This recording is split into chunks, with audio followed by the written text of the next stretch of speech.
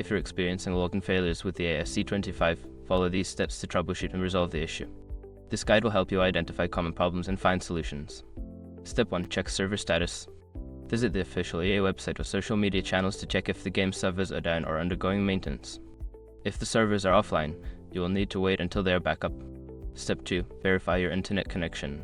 Ensure that your internet connection is stable and functioning properly. You can do this by testing other online services or restarting your router to refresh the connection. Step 3. Update your game. Make sure that you have the latest version of EASC25 installed. Check for updates on your gaming platform and download any available patches or updates to ensure optimal performance. Step 4. Reset your password. If you suspect that your login credentials may be incorrect, try resetting your password. Follow the prompts on the EA login page to receive a password reset link via email. Step 5. Contact EA support. If the issue persists after trying the previous steps, reach out to EA support for assistance. Provide them with details about your login issue and they will help you troubleshoot further. By following these steps, you should be able to resolve login failures and get back to enjoying EASC25.